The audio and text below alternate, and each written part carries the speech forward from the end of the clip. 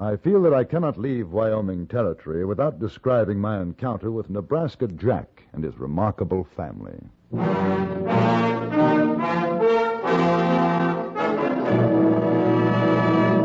Frontier Gentlemen.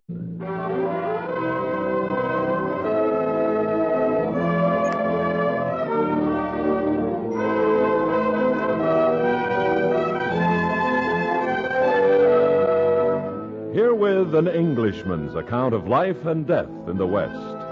As a reporter for the London Times, he writes his colorful and unusual stories. But as a man with a gun, he lives and becomes a part of the violent years in the new territories. In just a moment, we will bring you this latest report from the Frontier Gentlemen. 7 mornings a week on CBS Radio, the World News Roundup presents accurate eyewitness reports on the big news stories of the day. The World News Roundup puts you in touch with the great news capitals while you breakfast or drive to work. Start each day fully informed. Hear these reports direct from where the news is happening, as most of these same stations bring you the World News Roundup. At the top of the day or late in the evening, hear all the news on CBS Radio.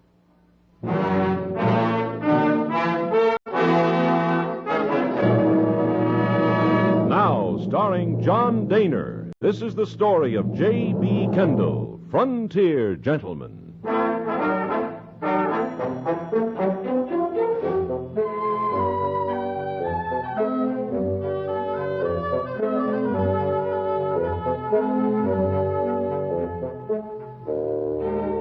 I was on my way to the South Pass district. We were driving through Little Snake Country when the stagecoach in which I was riding developed a hot box. That is to say, one of the wheels, through lack of grease, had clogged and would no longer turn. The axle became red hot. And so when we limped into the next stage station, there was no choice but to wait for repairs, a matter of 2 or 3 hours. I decided to rent a horse and was told by the attendant that if I rode down to the river, I should pay my respects to Nebraska Jack. Yes, sir. Now, if I was a stranger in these parts, I'd sure want to amble down and make his acquaintance. What does he do? Do? He don't do nothing right now, except sit around and take his ease. It's what he did that counts, mister. Old Jack. Ain't nothing much he can't tell you about the opening up of this country. That is, if he feels like it. Now, if I was you, I'd buy me a bottle of gut warmer and take it on down to him. Best way I know to loosen up his talking talents. Oh? Well, do you happen to know where I could So find... happens I got a couple of bottles right here.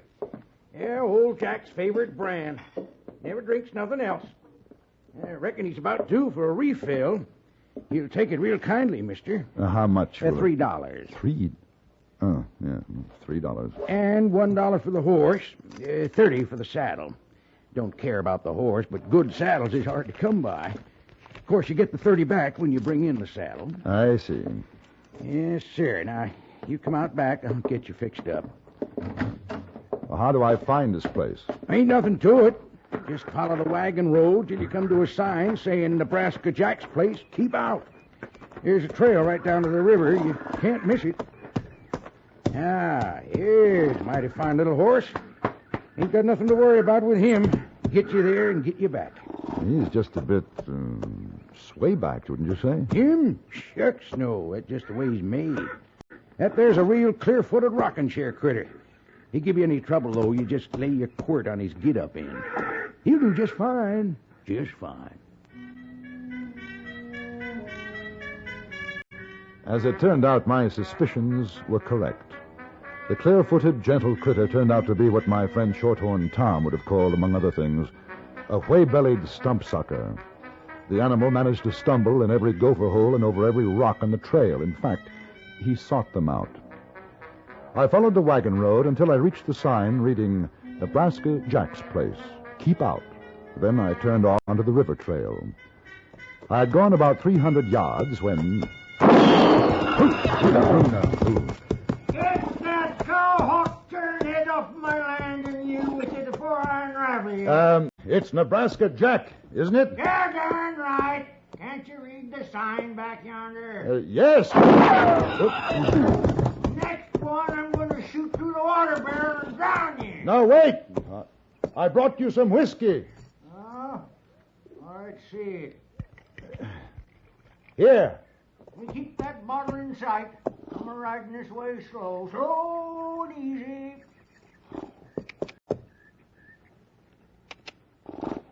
Oh, get a move on you.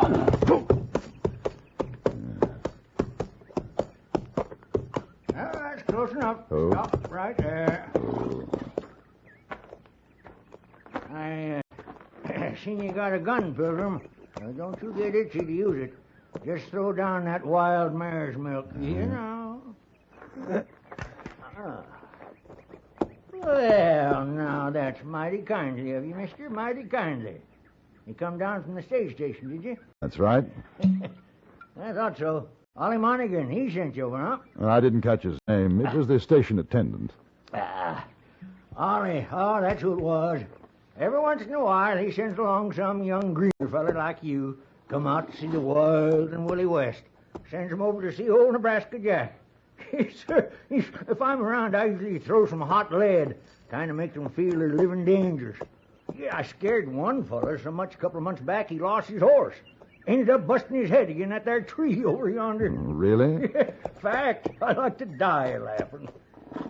Come to think of it, he did too. Buried him under the tree. Well, now, you come on and follow me down to my shack. I'll get one of the women folk to rustle you up some grub. All right. You live here with your family? Family? Young fella, you ain't never seen a family in your born days like mine. Big? Big? Oh, I lost count 2 years ago. But near as I can recollect, there's 5 wives and 17 young'uns. Or maybe it's 18 by now. One of the women's fixing to drop a calf any minute. I hope it's a boy this time. Last 4 have been little calicos. Come on, let's go have a look-see.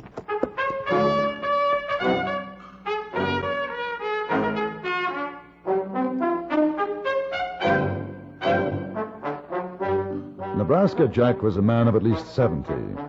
Although not very tall, he still possessed the physique of a much younger man. His hair was long and white, and a fine, curly beard covered most of his face. He led me to what he called his shack. In actuality, it was more like a blockhouse, which stood 3 stories high. Situated on a rise above the river, it was quite an imposing sight. At the river's edge, I noticed a half a dozen or more naked children of varying ages.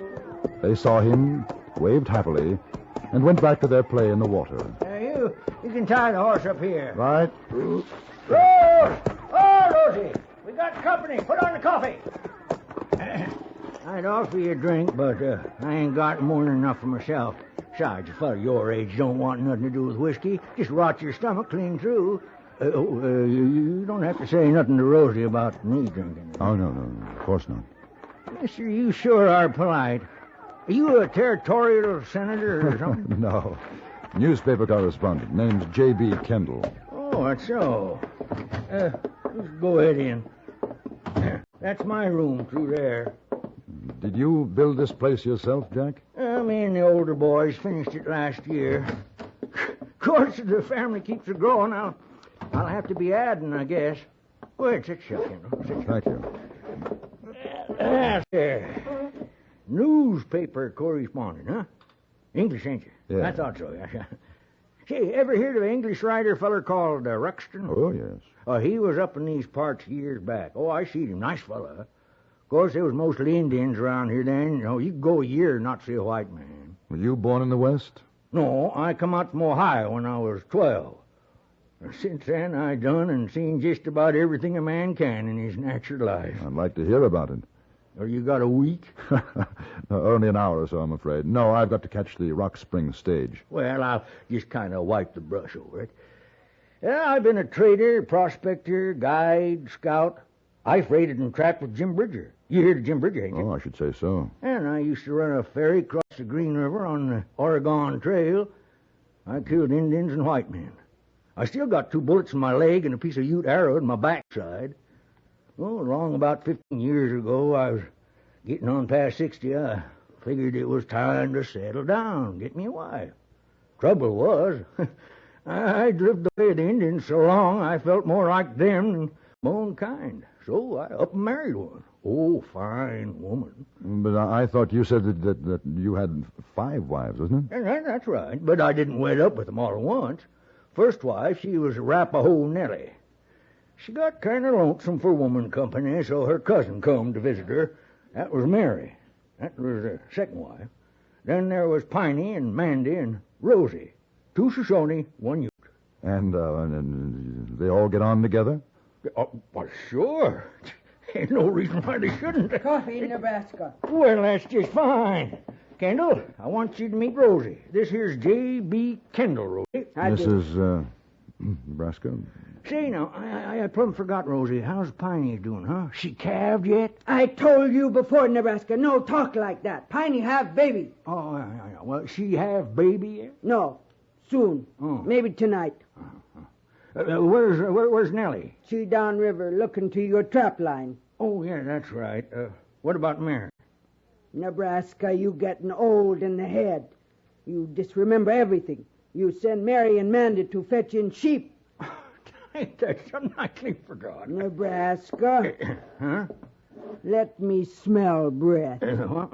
Whiskey! Where you hiding? No, Rosie. No, Rosie. All right, fine. This Kendall, he bring it? Well, No whiskey. How many times I tell you, no whiskey. He drink one of these days, he cash in his chips. No whiskey, Nebraska. You hear? Yes, ma'am. This Kendall, he stay for grub. No. Thank you very much. I'll have to be going. Oh, no. You don't have to do that. Why, Rosie here, she fixes the best chuck you ever said it to. No, really, the coach. You got your baggage up there at the stage station? Yes, and... Oh, shucks, I'll get one of the boys to bring it down for you. You take the next coach out tomorrow. Sure, you stay overnight. Oh, wait, we got plenty of room. Well, it's very kind of you. Did you hear that, Rosie? Don't he talk just fine, real educated. Now, you send one of the boys in, Little Jack. Little Jack plucking chickens. What you want with him? Oh, what about Ben? Ben cutting wood. Joe catching fish. Mary's Pete building dam. Nellie's Pete helping. All right, I guess I'll just have to do it myself then. Do what? Go with Kendall up to the stage station and fetch in his baggage. Oh, no. I know what happens. You go to station, that Ollie Monaghan. He sell you whiskey. Oh, no. Rosie, it ain't so, I swear.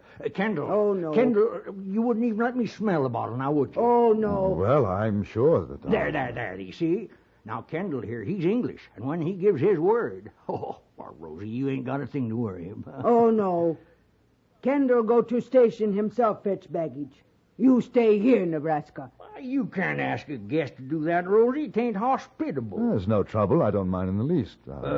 What do you figure he's going to say about us in his newspaper? We make him go fetch baggage his own self. Don't matter what he say. I know read anyhow. Now, you hold on, woman. I got patience, but I tell you, it's thinning fast. I'm the head man in this here house, and I'm telling you. I'm a-going with Kendall to fetch his baggage. You go to stage station, get drunk. Who says When you come back, you'll be sorry. Who says I'm going to get drunk? Tonight, wife Piney having baby. All right. Me and Kendall will be back before dark.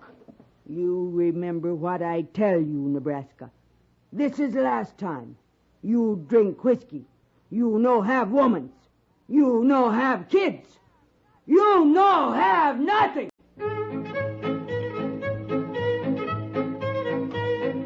Although I tried to dissuade him, Nebraska Jack insisted upon accompanying me. He must have known what was in my mind, because by the time he had saddled up his horse, shown me a shortcut which took us 5 miles out of our way to the stage station, my coach, bound for the South Pass district, had already gone. We went into the waiting room.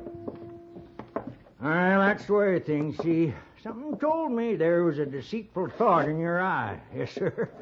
You was going to take off in that there coach and leave me high and dry down to the river, now wasn't you, Kendall? I must admit the thought did cross my mind. I figured, so you know what I done? I made you miss your coach. That's what I done. Hey, Ollie! Yeah? It's Nebraska Jack. Right in, Jack. Now, where's he keep that whiskey?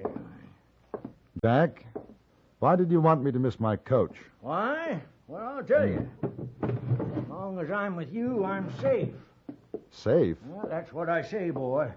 'Cause when I start in bending an elbow, there's no telling what happens. Sometimes I just get plumb sleepy, and other times, well, sir, I just go on the warpath. Ain't no sense to it, but I'm like to get mad as a bear with 2 cubs and a sore tail. Yes, but I still don't understand what I've got to do with it. Well, you heard what Rosie said. If I come home drunk, you heard.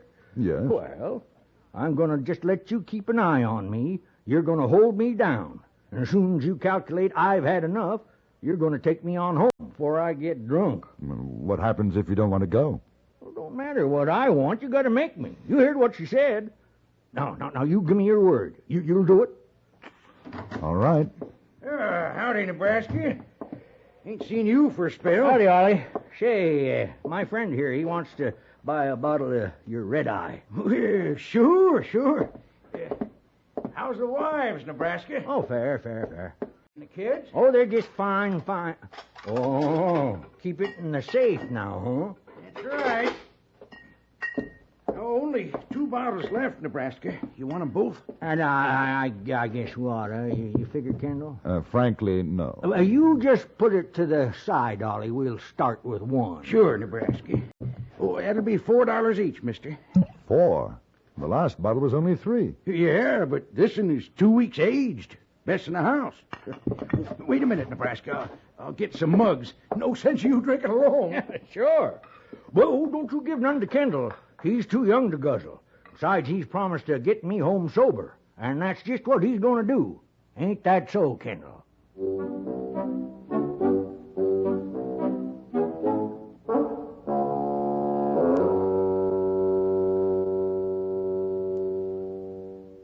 Wherever the Red Cross serves, you serve too. You help the family whose home is lost by flood. The young soldier far away from home, the housewife learning home nursing, the youngster who wants to swim. Yes, wherever the Red Cross serves, you serve too. Support your Red Cross. Contribute to the Red Cross for members and funds. Answer the call. Join and serve.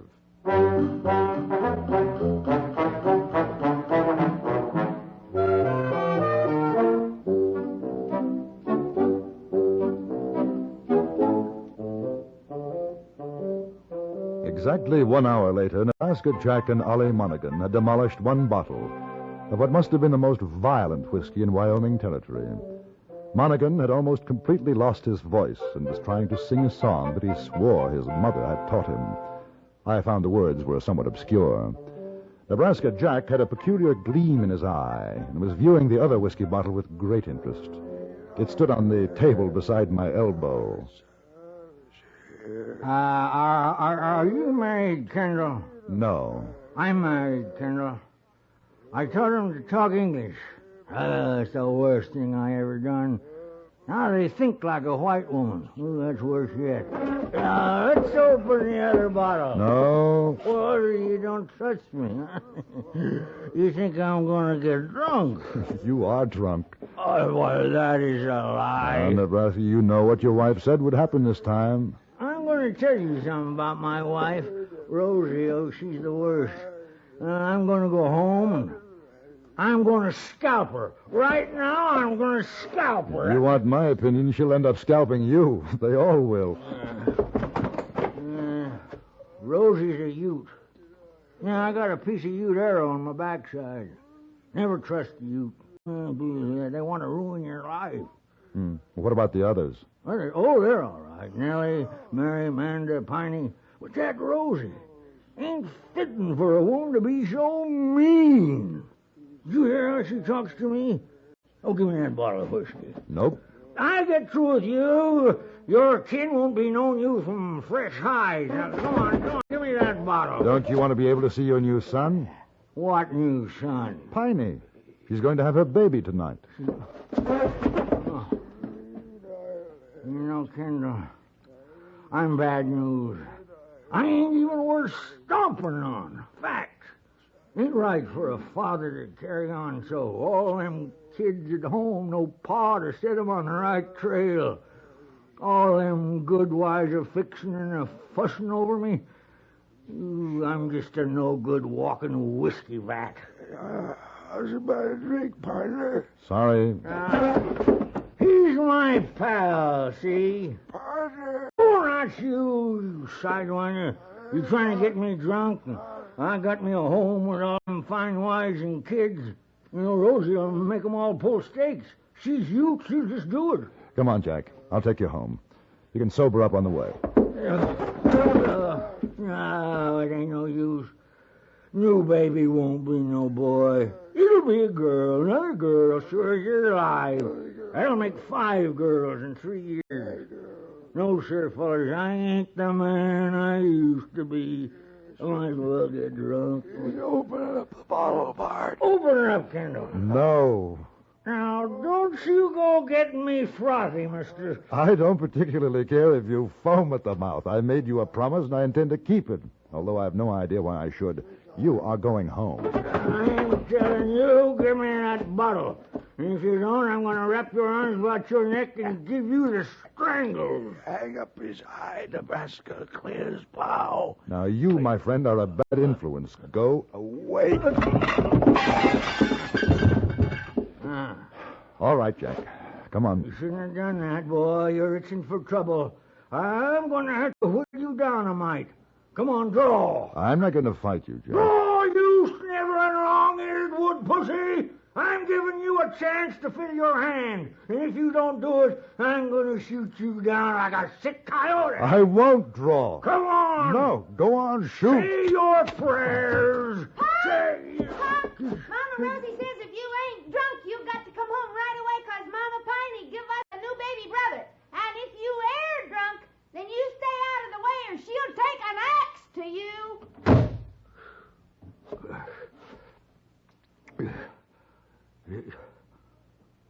Did you hear Yes. that? A boy. That's what she said, wasn't it? That's what she said. A boy. Now, that surely is a something. You better go home and see your son, Jack. Yeah, I reckon so. Say, you figure me for a pretty big fool, huh? I think it'd be an idea if you put away the gun. You know, I'm just an alkalized old man who ain't got the sense I was born with. At least, I'm getting sober mighty quick. That's good.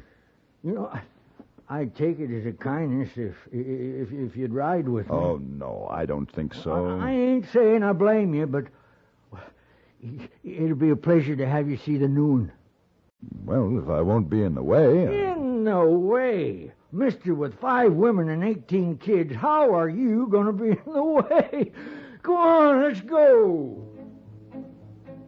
Nebraska Jack was completely sober by the time we arrived.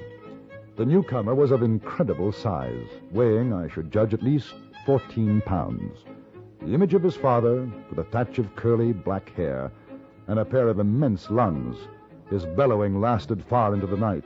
However, I was able to forgive him, considering his parents had done me the honor of naming him J.B. Kendall.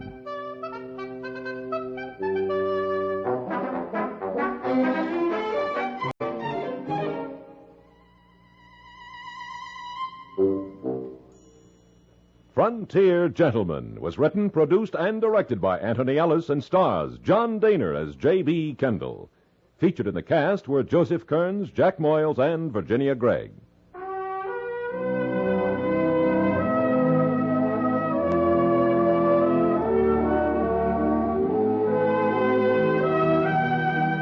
Join us again next week for another report from the Frontier Gentleman. Bud Sewell speaking.